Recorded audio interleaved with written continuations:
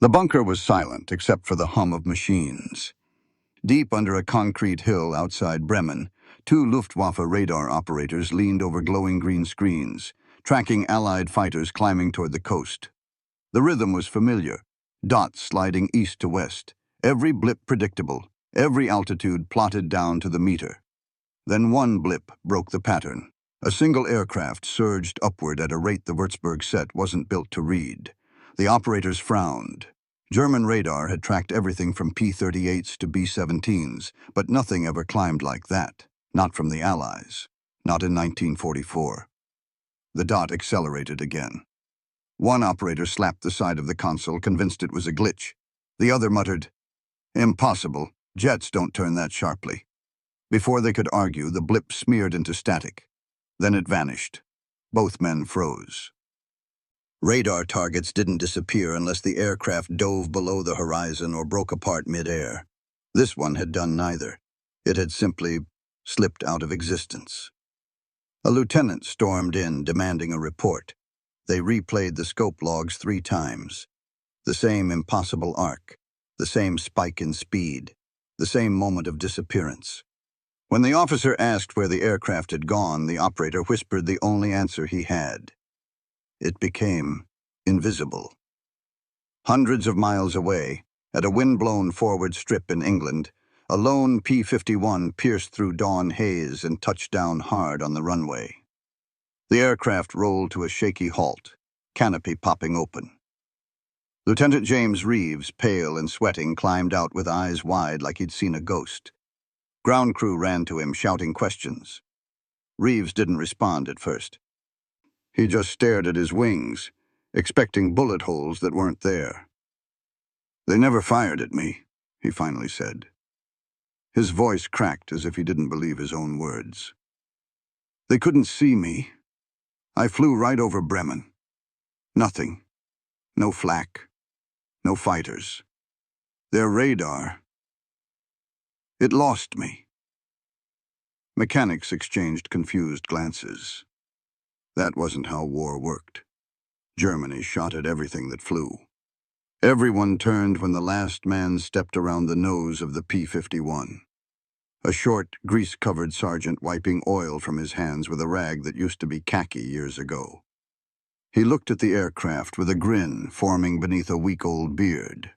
This was Master Sergeant Frank Mallory, the mechanic who'd spent the previous 3 nights crouched under this very engine, tightening bolts that weren't in the manual, and installing a modification that Command had already threatened to court-martial him over. The moment he saw Reeves's face, he didn't need a report. He knew. The officers had laughed at his banned jet intake. Pilots had joked he was trying to build a Buck Rogers spaceship. Command had called the entire idea dangerously illegal. But Reeves had just returned untouched from a place no P-51 should have survived. Mallory tossed the rag over his shoulder and gave a single nod. "Looks like the Germans finally learned," he said softly. "What happens when you ignore the rule book?" And behind him, the morning sun glinted off the engine he wasn't supposed to build. The one that had just made a frontline fighter vanish from Germany's radar at 30,000 feet. Long before Mallory's forbidden engine made a P-51 vanish, there was a belief carved into Allied doctrine as solid as steel. German radar saw everything. Every bomber stream, every fighter squadron, every climb or dive. Nothing escaped the eyes of Würzburg and Freya sets blanketing Europe. Pilots called them the invisible towers, because you didn't see them, but they always saw you. From command all the way down to the kid fueling planes on the line, everyone agreed on one rule. You don't beat German radar, you survive it. That belief shaped everything: flight routes, timing, altitudes, tactics. Even the best fighters didn't slip through undetected. They fought their way in, sprinted to their targets, then sprinted out before the Luftwaffe could swarm them. Nobody in the U.S. Army Air Forces imagined a single-engine fighter simply disappearing from radar like a ghost. And nobody, absolutely nobody, believed a line mechanic could make it happen with tools that barely passed inspection. But belief has never stopped physics, or a mechanic with nothing to lose. The truth was that Allied engineering culture in 1944, for all its brilliance, lived inside a cage built from manuals. Every adjustment, every torque spec, every valve clearance and bolt pattern was locked inside rulebooks thicker than Bibles. Mechanics memorized them. Officers worshipped them. Inspectors enforced them like scripture. There was no room for improvisation, no room for creativity, no room for what if we try this. The philosophy was simple. Standardization wins wars. Improvisation kills pilots.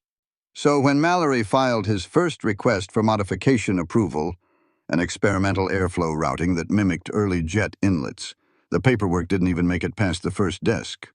A red stamp slammed down on the page. Denied. Unauthorized alteration to engine airframe. The message was clear. You fix airplanes, you don't redesign them. Mallory didn't accept that. Not because he was arrogant, because he was watching pilots die. The P-51 Mustang was fast, but not that fast, not against jets.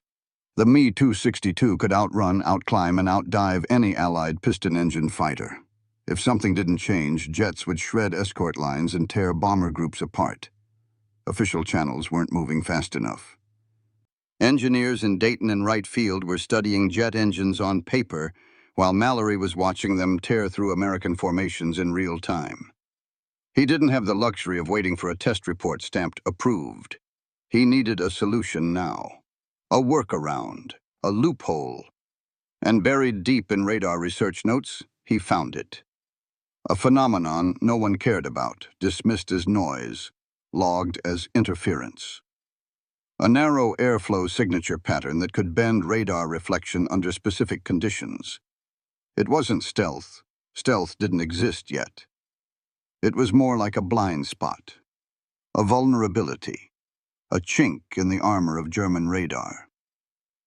But exploiting it required one thing: an airflow profile no existing piston-engine fighter could produce. Unless someone rewired, re-angled, and rebuilt the entire intake system from scratch. Unless someone was insane enough to try. Mallory wrote the idea out in his notebook, on a greasy page stained with hydraulic fluid, and showed it to two fellow mechanics. They laughed, called it science fiction, said he'd been inhaling too many fuel fumes. But even while joking, one of them whispered, "If you're right, then damn." Mallory wasn't trying to break rules. He was trying to break limitations. To him, the manuals were guidelines, not commandments. To the Air Force, that made him dangerous. But war has a way of rewarding the stubborn and punishing the obedient. Mallory was about to learn that the hard way. And so was the Luftwaffe. Frank Mallory was the kind of man the Army Air Forces didn't write recruitment posters about. Not polished, not by the book. Not the type who saluted crisply or shined his boots until they looked like mirrors. He grew up in a garage behind a grocery store in Tulsa, raised by a father who never replaced a part if he could fix it with a hammer, a saw blade, or an idea nobody sane would try. As a kid, Mallory was the one who tore apart the family radio just to see how the hum worked. He built go-karts from lawnmower engines, rewired generators the power company threw away, and blew a shed door off its hinges while testing an improved carburetor made from tin cans and a section of vacuum hose. Most kids broke toys. Mallory broke machines, and then rebuilt them better. He didn't know it then, but that instinct, that itch to modify everything, was the exact trait the Air Corps hated most and needed most. When he enlisted in 1942, the mechanic instructors took one look at him and groaned. Men like Mallory made inspectors nervous. They didn't follow torque specs like gospel. They didn't repeat procedures exactly the same way every time. They experimented. On day one, he rewired an ignition harness because the factory routing didn't make sense. On day two, he adjusted valve timing without a supervisor's signature. By day three, he had earned a permanent seat in the commanding officer's office for creative violations of maintenance protocol. But every engine he touched, it ran smoother, climbed harder, burned fuel cleaner, and tolerated abuse no stock engine had any right to survive. By the time he shipped out to England, pilots were requesting Mallory by name. They trusted his machines, even if headquarters didn't trust his methods. He learned the Mustang inside out, not from manuals, but from listening to it, feeling it, running his fingers along the intake lips, tapping the compression housings, smelling the exhaust. He could tell by vibration when a supercharger clutch was about to fail. He could identify detonation timing by ear over a dozen idling engines. "Mallory doesn't fix planes," one pilot joked. "He negotiates with them." But under that easy confidence was a weight he carried alone. The knowledge that American fighters, as good as they were, weren't built to fight jets. The first time Mallory watched an Me-262 streak past a Mustang like a bullet through smoke, he didn't see fear. He saw opportunity. "If it's faster," he muttered, "we just haven't found the trick yet."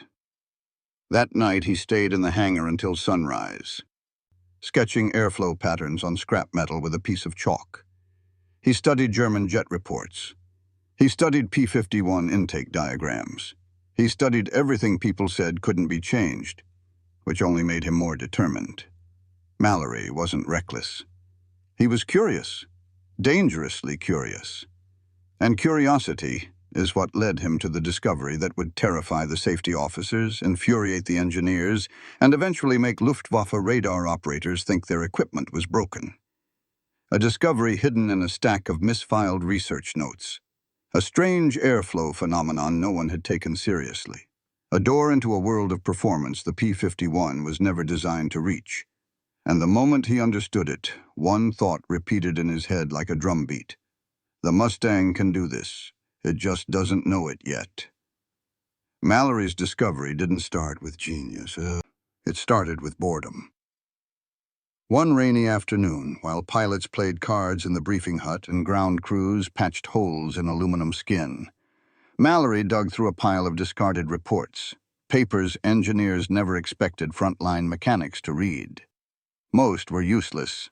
Fuel consumption charts, supercharger wear studies, cooling system failures in desert climates. Then he opened a thin folder stamped experimental, not for field use, and saw numbers that made him sit upright. The data described a bizarre airflow phenomenon observed during early wind tunnel tests. Under very specific conditions, the pressure wave formed by a modified intake could shift radar reflection away from its point of origin. The engineers had dismissed it as irrelevant. The Air Corps shelved it. Nobody tested it again. But there it was, a clue buried under a decade of paperwork. Mallory stared at the diagrams. Something didn't add up. According to the notes, the effect only occurred at high altitude under heavy throttle, with a narrow intake angle that didn't match any existing Allied fighter. The math didn't fit the P-51 at all, which was exactly why he kept turning the pages. He laid the intake blueprint of the Mustang next to the experimental diagram and felt a chill run through him. The two designs weren't identical, but the airflow path? It wasn't as different as everyone assumed. With just a few adjustments to pressure routing and temperature distribution, the P-51's supercharger could mimic the exact conditions the report described. The Mustang wasn't incapable. It was restricted, held back by safe factory tolerances. Capped by wartime bureaucracy. Mallory whispered to himself, "It can do this. It has the bones for it." He grabbed a pencil and started recalculating airflow at 25,000, then 30,000, then 32,000 feet. The closer he looked, the stranger the numbers became. According to the math, a properly tuned P-51 intake could create a pressure bubble around its engine strong enough to distort the aircraft's radar signature. Not vanish entirely, but just enough to make German operators think it wasn't where it actually was. Pilots didn't need perfect stealth. They only needed confusion. A 2-second delay, a missed reading, one moment of doubt. Mallory kept pushing the numbers and found something even more unbelievable. The same intake modification that warped radar reflection would also increase oxygen density at high altitude. More oxygen meant cleaner burn. Cleaner burn meant stronger power output. A Mustang that climbed like a rocket. A Mustang invisible to radar for brief bursts. A Mustang the engineers hadn't designed but had accidentally implied. Mallory ran the math again, then again. Every time he reached the same conclusion: this shouldn't work. But the numbers insisted it would. The next morning, he tested a tiny part of his theory. With the engine idling, he adjusted a bolt by half a turn. Nothing dramatic, nothing illegal yet. The change was microscopic, barely measurable. The aircraft's RPM rose by 3%. The exhaust tone smoothed. The engine breathed deeper. Mallory stared at the tachometer like it had spoken to him. If a half-turn did that, what would the full modification do? He checked the math again, palms sweating.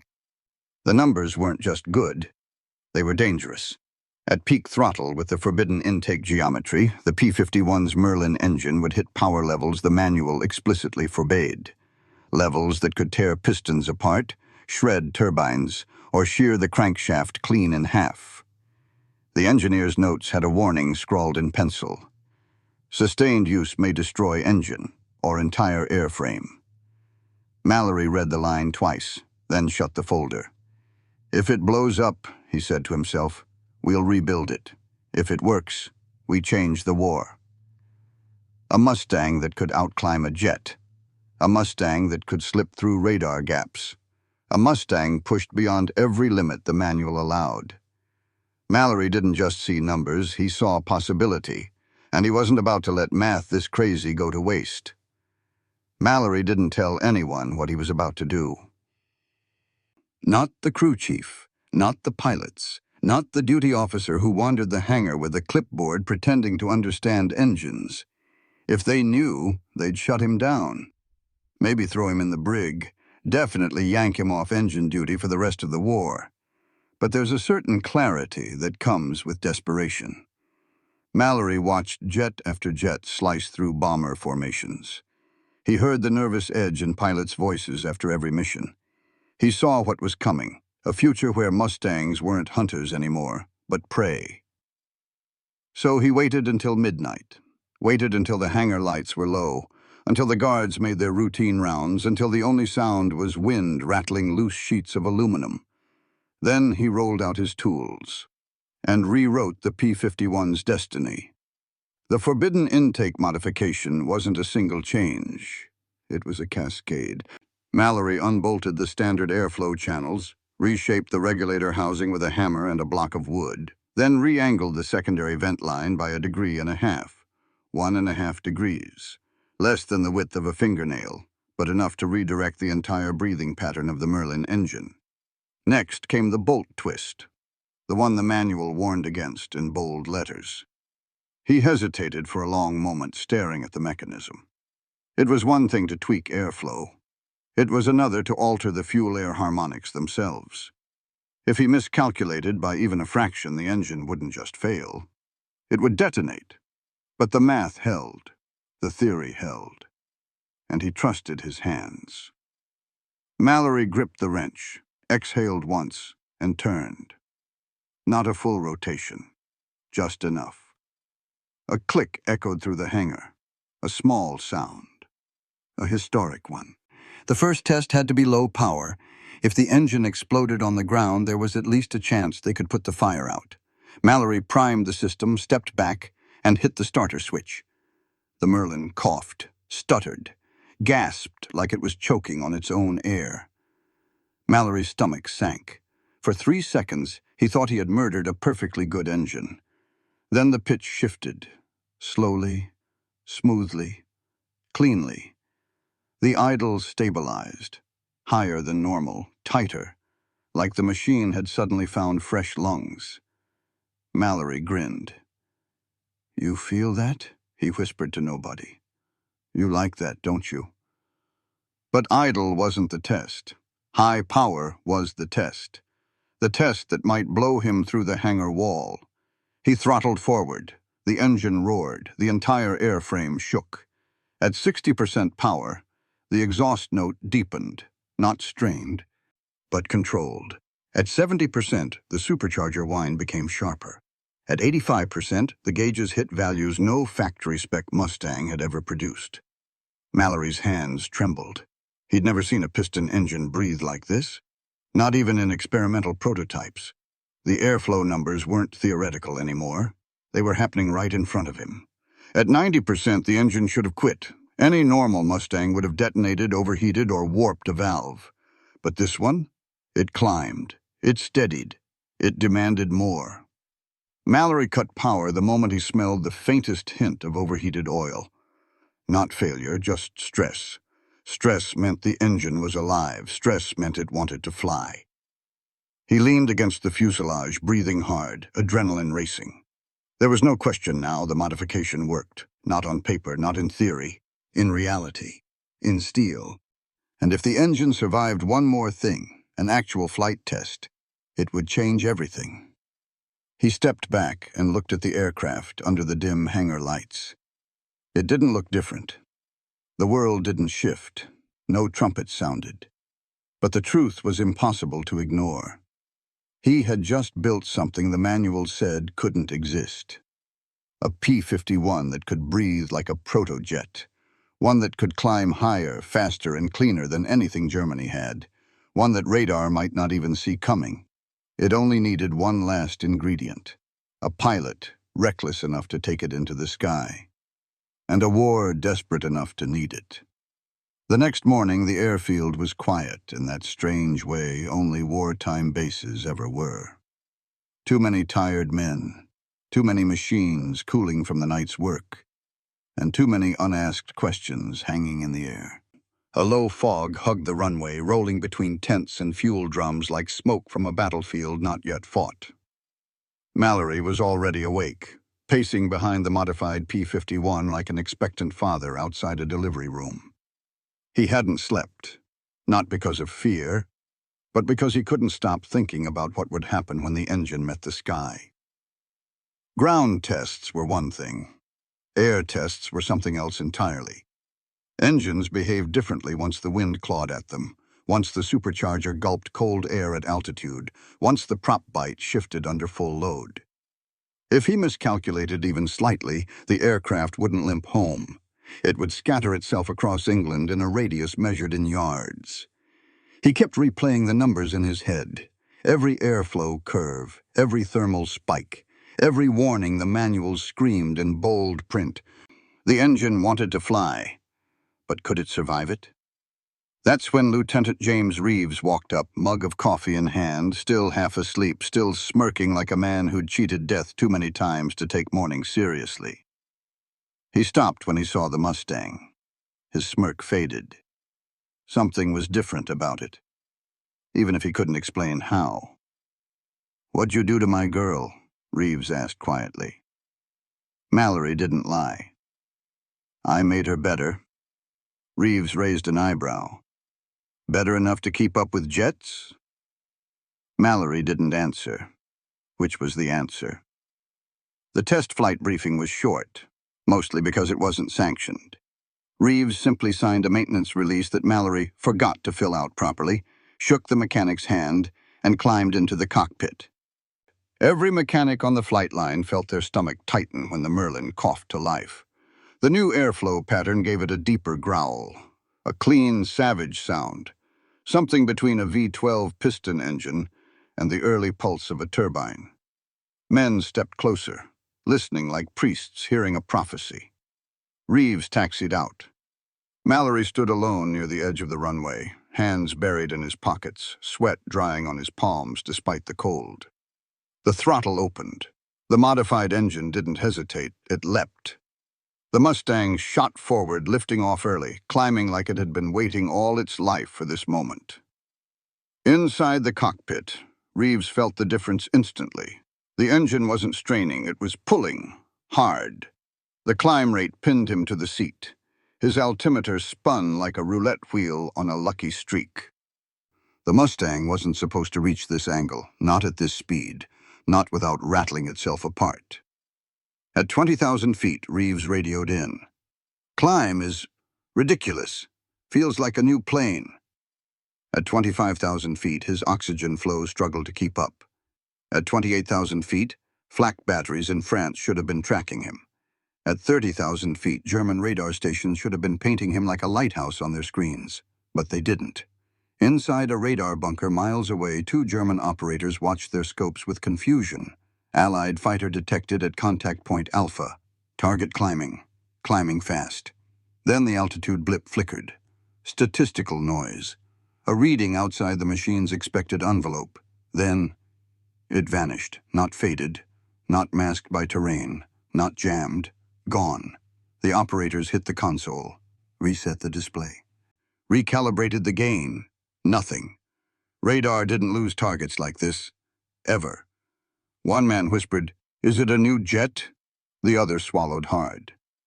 Jets don't climb like that. Back over the channel, Reeves didn't know he had disappeared. All he knew was that something impossible was happening. Flak wasn't firing. Fighter patrols weren't scrambling.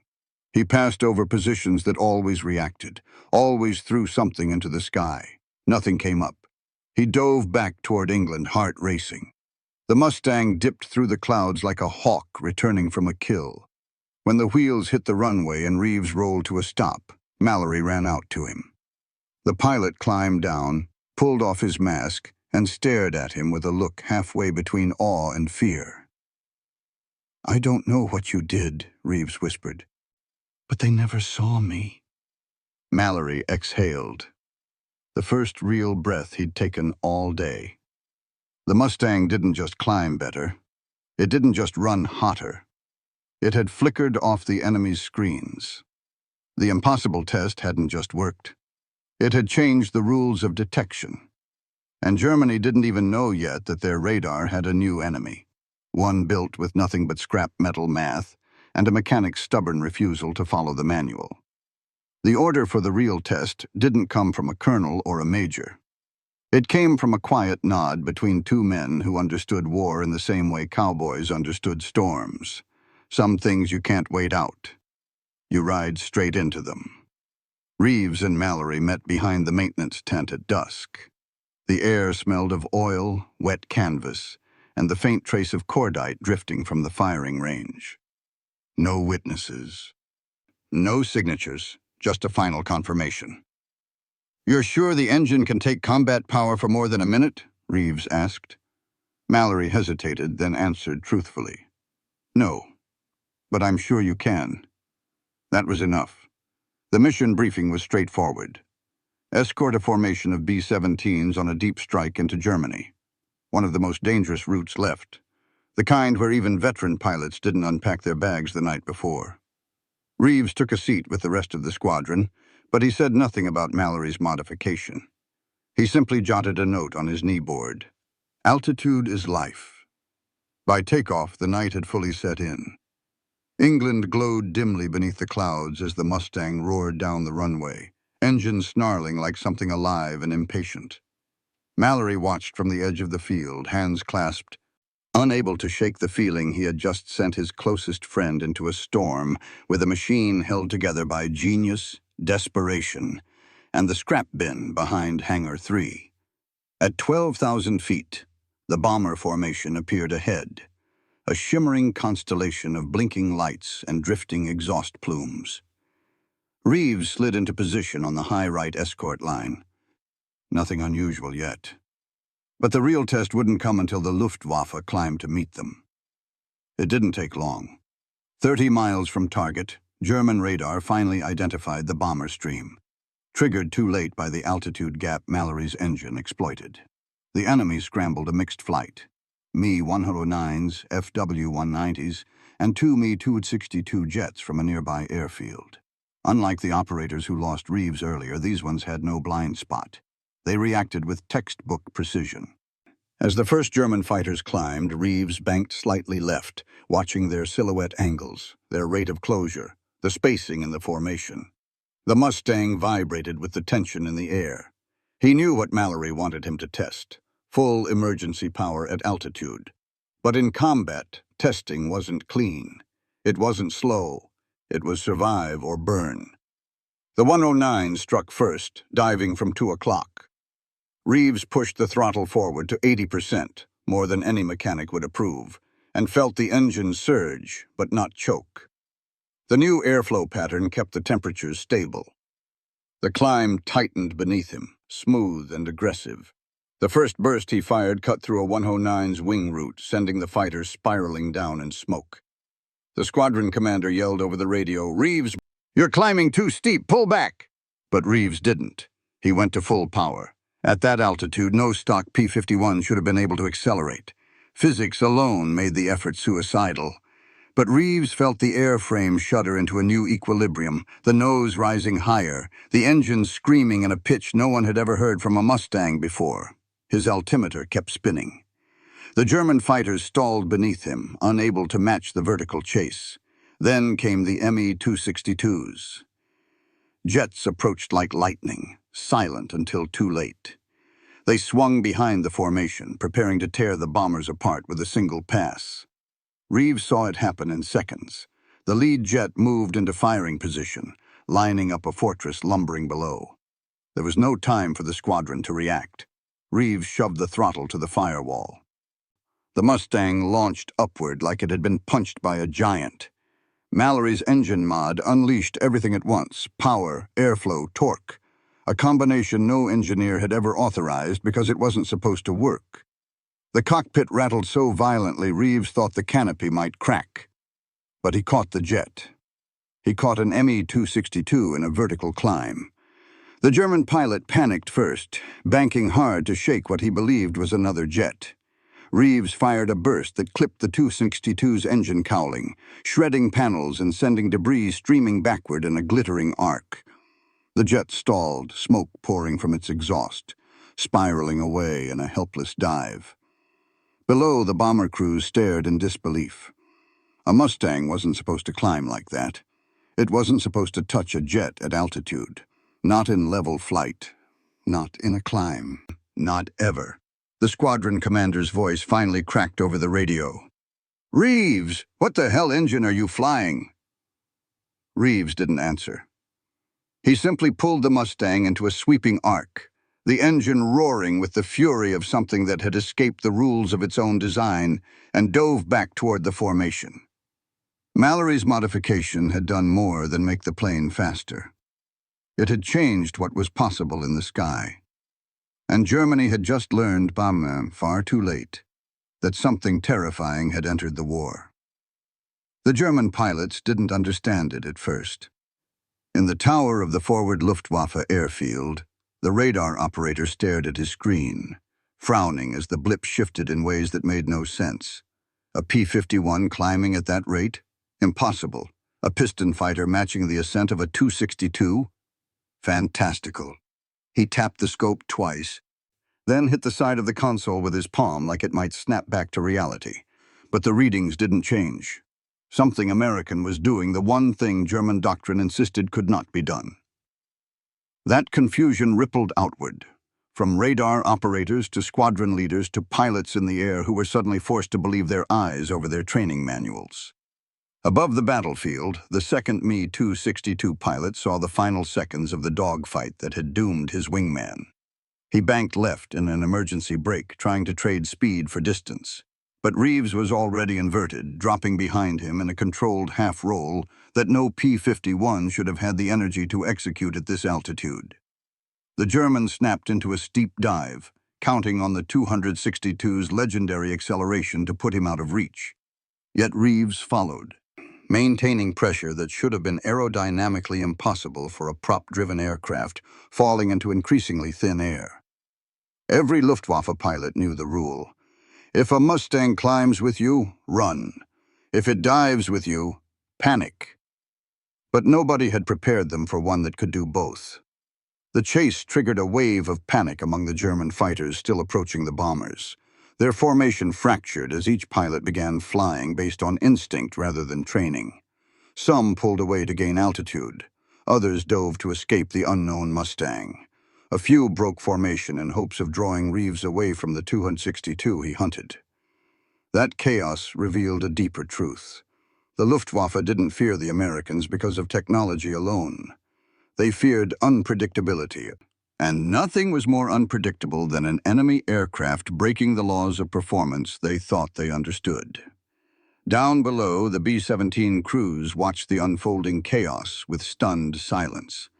They had flown through years of losses, each mission a brutal lottery where dozens of aircraft never returned. They knew the sheer terror of seeing multiple 262s converging on their formation.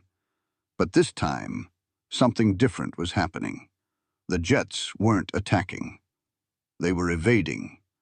A single Mustang, one, had flipped the entire tactical picture upside down. Veteran bomber gunners realized what they were seeing. The Germans weren't executing an attack run. They were defending themselves. Reeves closed distance with the escaping jet, lining up a near-impossible shot through turbulence created by the jet's exhaust. He squeezed the trigger in short, controlled bursts. Tracers curved upward, arcing like bright red threads stitching across the German sky. The 262 jolted, smoke spilling from its underside, but Reeves didn't let up.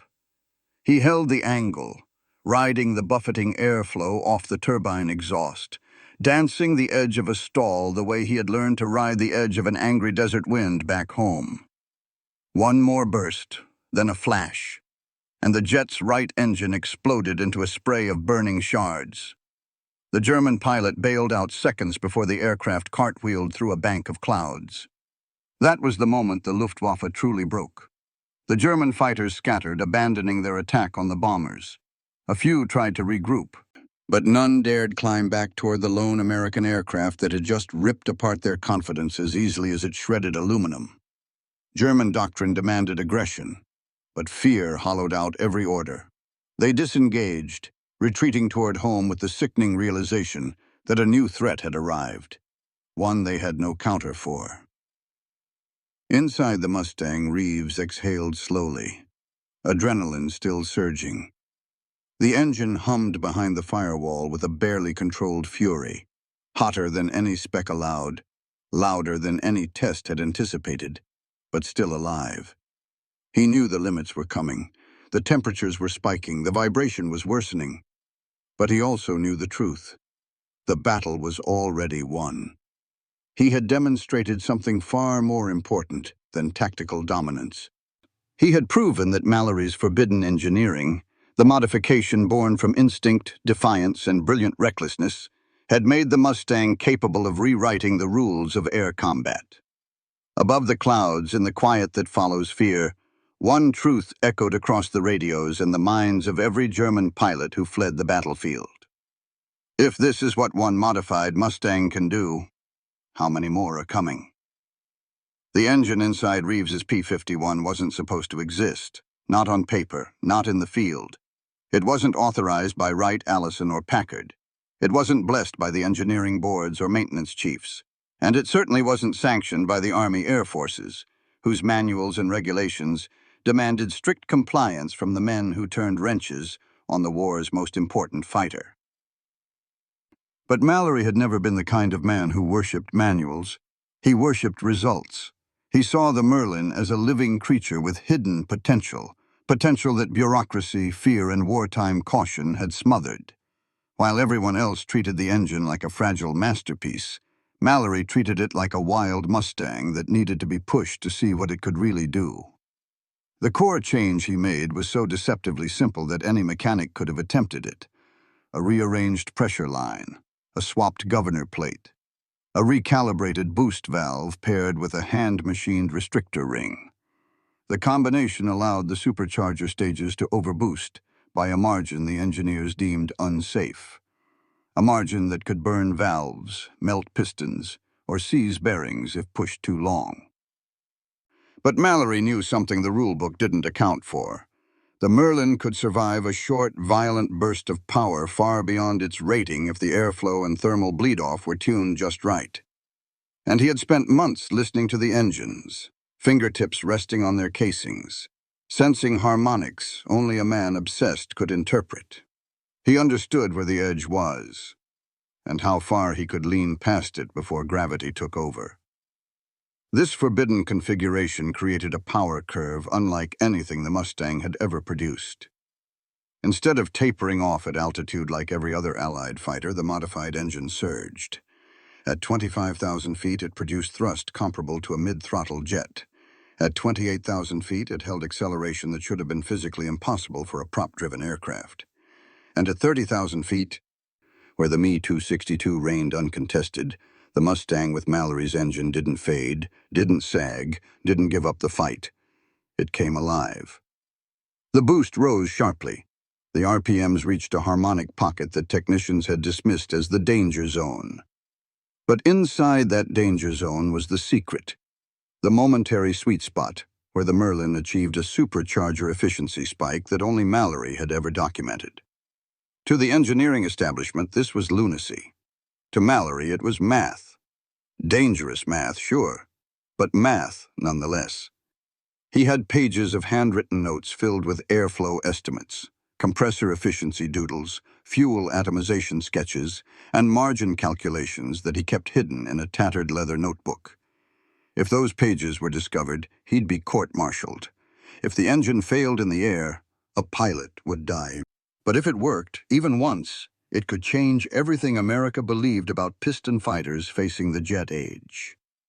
The men in his squadron whispered about the demon Merlin, the engine that glowed hotter than it should, idled rough on the ground, and roared like a wounded animal during run-ups. But Reeves trusted Mallory, trusted the instinct, trusted the brilliance hiding behind the grease-stained fingernails and sleepless eyes of a mechanic who refused to serve the war by following rules written by cautious men an ocean away.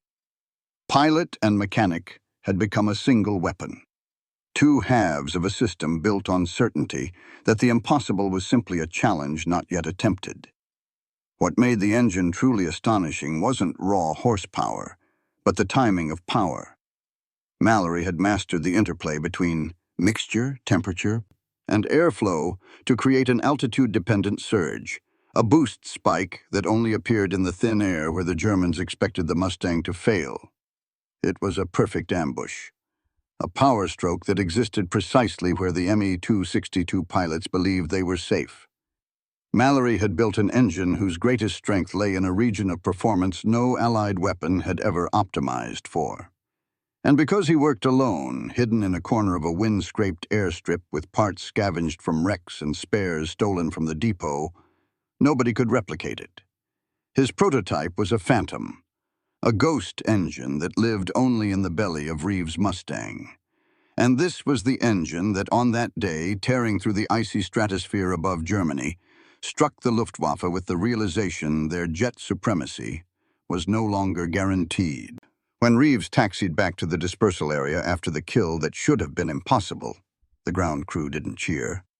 They stared, not at him but at the engine cowling, glowing faintly, shimmering with heat ripples like a forge waiting to collapse. Mallory rushed forward, palms out as if approaching a wounded animal. He didn't ask about the fight. He didn't congratulate the pilot. His eyes went straight to the exhaust stacks, reading them like an EKG. What he saw told him everything. The engine had climbed past the red line, past the safety limits, past the point where physics said it should have torn itself apart. And yet it hadn't. Somehow, impossibly, the machine lived. Reeves climbed down from the cockpit, breathing hard, adrenaline still vibrating through him. "You were right," he said. "It held." But Mallory didn't smile. He pressed a hand against the Merlin's flank, feeling a vibration he didn't like. A faint shudder that wasn't there before. The forbidden boost setting had pushed the bearings to their absolute threshold. Fuel ash had scorched deeper than normal into the cylinder walls, and the supercharger blades, he realized, had taken a beating so severe that another run like this might shatter them into shrapnel. The engine had survived the fight. But another? He wasn't sure. He told Reeves as much. The pilot answered with the quiet resolve of a man who had seen the future. "Then we don't give it another. Not yet." But they both knew the war wouldn't give them that choice. The report came in just hours later. Me-262s were massing again, hitting bomber streams with renewed aggression. Losses were mounting. Command demanded immediate redeployment of every available Mustang. Reeves's aircraft was assigned to the next escort rotation at dawn. Mallory tried to protest, stammering through half-truths and excuses, but the operations officer cut him off. If it flew today, it flies tomorrow. Reeves placed a hand on Mallory's shoulder, steady and decisive. If this thing has one more run in it, then the bombers get home. That's all that matters. That night, the two men worked side by side in the cold moonlight, knowing full well that what they were doing, checking tolerances, tightening bolts, clearing carbon, wasn't really maintenance. It was triage. They were trying to buy one more hour, one more climb, one more impossible burst of speed.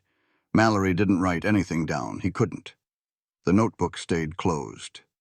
If they died, the secret died with them. Before dawn, Reeves strapped in. Mallory didn't give him a pep talk or warnings.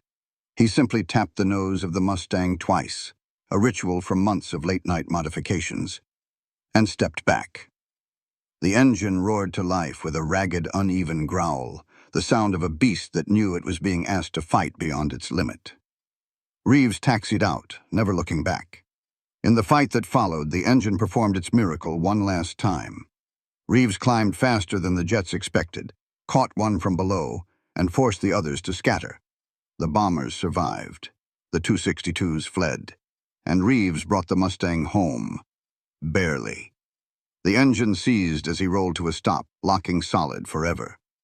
The secret, almost literally, died in the moment the propellers stopped turning. Mallory opened the cowling after the shutdown, saw the cracked supercharger housing, the warped intake, the metal fatigue spiderwebbing across critical seams. Every piece of evidence that this engine had ever done the impossible was right there in front of him, and irreparable. No board of inquiry would ever believe what it accomplished. No engineer would ever replicate it without the notes Mallory dared not reveal. It was a miracle built from instinct, nerve, and disobedience.